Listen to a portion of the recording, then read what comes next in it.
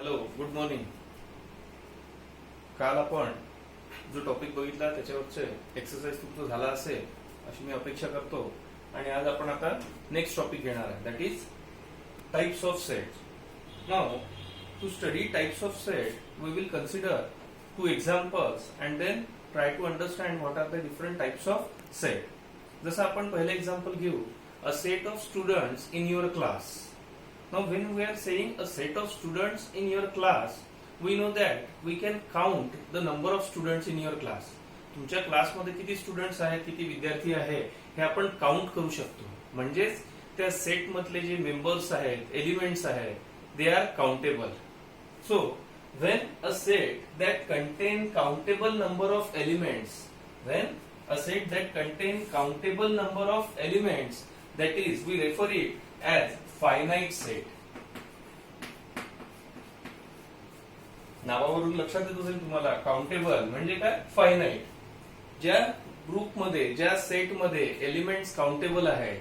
अजून एक्झाम्पल घ्यायचं झालं, a set of population of India or any country or any city, number of books in our book shelf, number of subjects in our 9th standard. All these sets we know that the elements are countable. We can count the number of elements. So when a set contain countable number of elements, we refer it as a finite set. आता अजून एक example घ्यायचं झालं, a set of stars in the sky.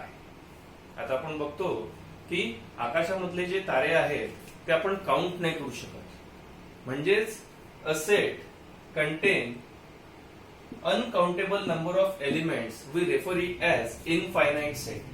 We refer it as infinite set.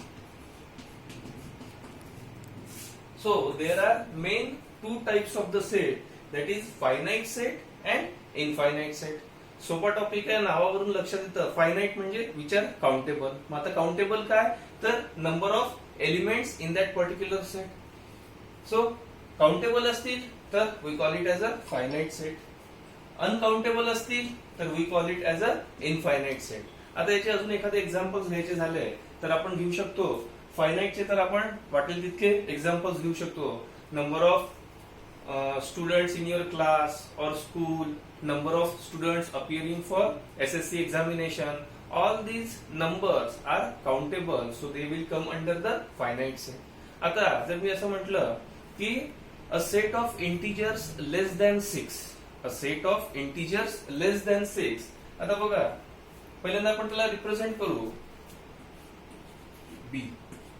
या सेटला मी नाव देतोय b.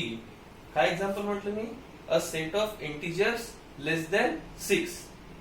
आता जेव्हा set of integers म्हणतोय मी, we know that there are positive integers as well as negative integers. म्हणजेच मायनस इन्फिनिटी पासून तर plus infinity पर्यंत सगळे नंबर्स येतील. आता लेस दॅन 6 म्हटलेलं आहे म्हणजे मायनस इन्फिनिटी पासून सुरू करायला लागेल.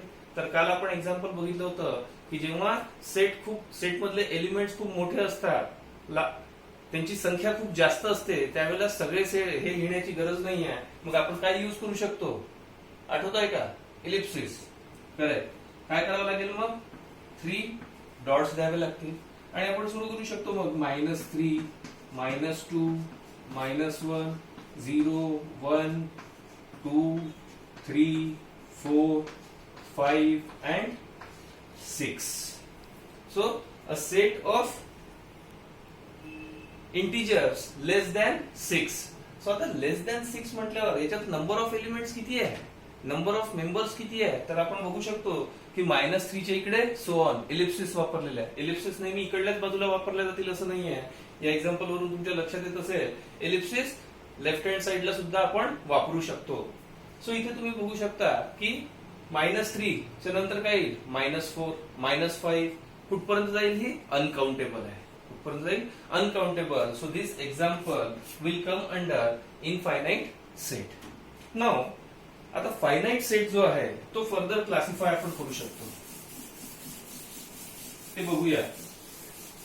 सो आपण हेडिंग देऊ special types of finite set.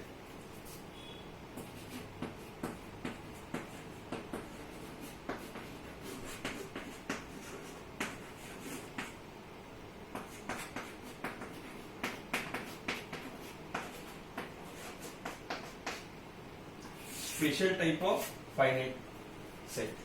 Finite set म्हणजे असा सेट ज्याच्यातल्या एलिमेंट्स किंवा ज्याच्यातले मेंबर्स हे काउंटेबल आहे.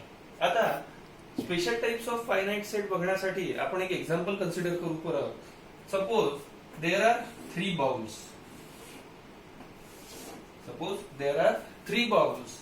In first bowl we have some mangoes. In second bowl we have some mangoes, and in third bowl we have no mangoes. Suppose this is first bowl, second bowl, and third bowl. So now we know that in bowl 1 there are 3 mangoes.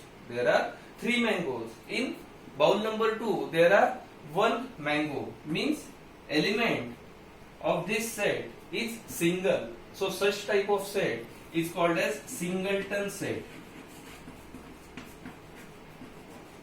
Singleton set. आणि तिसऱ्या bowl मध्ये जर आपण बघितलं तर त्याच्यात किती आंबे आहे? एकही नाही आहे. म्हणजेच काय आहे? that bowl is empty. So we call it as a empty set.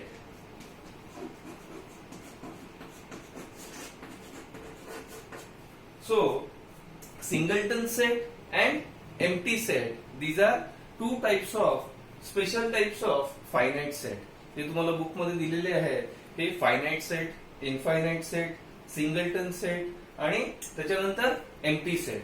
So singleton set is a finite set or a special type of finite set having only single element. Having only single element. जसं याचं example घ्यायचं झालं तर काय घेता येईल? सुचतंय काही तुम्हाला? विचार करून बघा. असा सेट ज्याच्यामध्ये फक्त एकच एलिमेंट आहे. काय एक्झाम्पल घेता येईल? जसं a set of whole number. A set of whole number less than 1.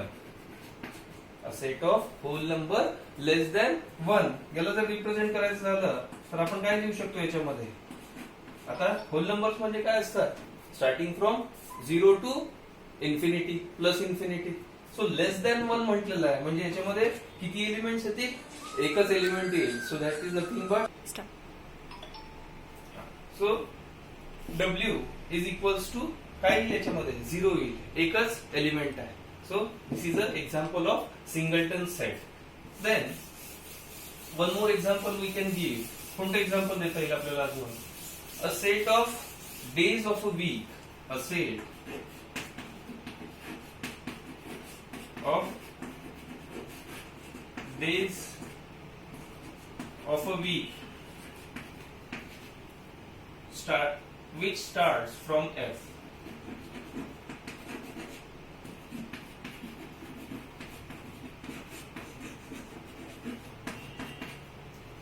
Days of वीकचं आपण एक्झाम्पल घेतलं होतं. पण आता मी काय सेट म्हटलेलं आहे? अ set of days of a week which start from F. जो एफ पासून सुरू होतो. तर आपल्याला माहिती आहे एकच एंट्री येईल, एकच एलिमेंट येईल, that is Friday. So this will be again the example of singleton set. आता एम्प्टी सेटचे एक्झाम्पल्स बघू आपण. काय सांगता येतील एम्प्टी सेटचे एक्झाम्पल्स? जसं मी म्हटलं अ set of real numbers. A set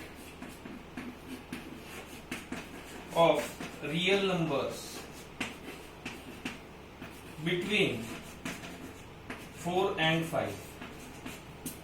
A set of real number between 4 and 5. किती येतील real number? There will be no real number between 4 and 5. So again it is example of empty set.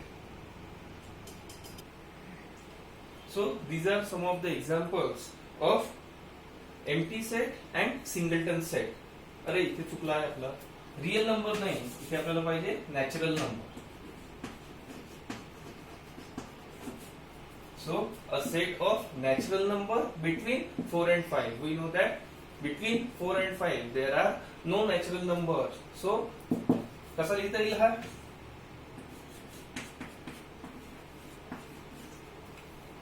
आता one more thing. Empty set जो आहे तो कशा प्रकारे represent करू शकतो? सो एम्प्टी सेटला अशा प्रकारे आपण कर्ली ब्रॅकेट मध्ये आतमध्ये काहीही एलिमेंट्स न लिहिता अशा प्रकारे रिप्रेझेंट करू शकतो. किंवा एम्प्टी सेटला आपण A is equals to, this is symbol of five.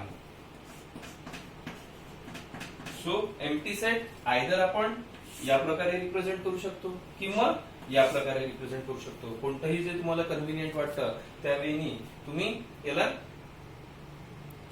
Indicate करू शकता एम्प्टी सेटला. So we have studied about the types of set, finite set, infinite set, then special types of finite set, that is singleton set and empty set. Now we will see the numericals given in your textbook. So आता आपण जे काही examples तुमच्या textbook मध्ये दिलेले आहेत ते बघणार आहोत. शॉर्ट एक्झाम्पल आहे, तर मी रँडमली 2-3 एक्झाम्पल्स त्याच्यातले घेतलेले आहेत, ते मी समजून सांगणार आहे. तुम्हालाही शॉर्ट एक्झाम्पल्स आधी न बघता सोडून बघायचा प्रयत्न करायचा आहे. नाही आलं तर तुम्ही जे सॉल्व्ह करून दाखवलेलं आहे त्याची मदत घेऊ शकता, आणि तरी नाही समजलं तर मला विचारू शकता. सो हे एक्झाम्पल जे आपण घेतोय पेज नंबर 5 आहे. You can refer your text books. त्याच्यामध्ये म्हटलेलं आहे write the following sets using listing method and classify into finite or infinite set. आता लिस्टिंग मेथड काय आहे, त्यालाच रोस्टर मेथड सुद्धा म्हणतो आपण. त्याच्यानंतर सेट बिल्डर फॉर्म काय आहे किंवा रूल मेथड काय आहे हे ऑलरेडी आपण प्रिव्हियस क्लासमध्ये शिकलेलो आहे. सो आता इथे आपल्याला लिस्टिंग मेथड मध्ये लिहायला सांगितलेले आहे गिव्हन सेट्स, म्हणजे ते रूल मेथड मध्ये मेन्शन केलेले आहे. रूल मेथड मध्ये ते आपल्याला टेक्स्टबुक मध्ये दिलेले आहे. तर आपल्याला त्याला लिस्टिंग मेथड मध्ये लिहायचं आहे आणि क्लासिफाय करायचं आहे whether it is a finite or infinite set. So जसं पहिलं इथे आपल्याला दिलेलं आहे A is equal to x such that x belongs to n, means x is a natural number and x is a odd number. So याला listing method मध्ये आपण कसं लिहू शकतो, A ओपन कर्ली ब्रॅकेट. आता x हा कसा असला पाहिजे, म्हणजे या सेटचे मेंबर्स कसे असले पाहिजे, एकतर नॅचरल नंबर्स असले पाहिजे आणि ऑड नंबर असले पाहिजे. म्हणजेच वी कॅन राईट डाऊन 1, 3, 5, 7, 9 कुठपर्यंत जाता येईल, इन्फिनिटी पर्यंत जाईल. So Ellipsis. सो पहिल्या याला आपण काय केलं, लिस्टिंग मेथड मध्ये लिहिलं. आता नंतर आपल्याला सांगितलेलं आहे यांनी की classify into finite or infinite set. So आता हे तर लक्षात आलंच असेल तुमच्या, as the number of elements in this particular set are uncountable.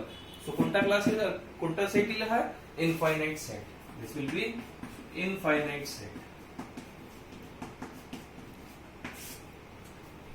जसं त्याच एक्झाम्पल मधलं थर्ड नंबरचं जे आहे ते दिलेलं आहे C is equal to x such that x belongs to n and x is divisible by 7. तर आता याला लिहू आपण. आता काय प्रॉपर्टीज दिलेल्या आहे, x belongs to n म्हणजेच काय, x हा जो आहे हा नॅचरल नंबर आहे आणि x is divisible by 7. x is divisible by 7 म्हणजे या एलिमेंट मध्ये जेवढ्याही एंट्रीज येतील, सॉरी या सेट मध्ये जेवढेही एलिमेंट्स येतील ते काय असतील, they will be divisible by 7. म्हणजेच काय असणार आहे, 7 चे मल्टिपल्स असणार आहे. कारण 7 चे जितके मल्टिपल्स आहे all those are natural numbers and divisible by 7. So हा सेट कशा प्रकारे होईल,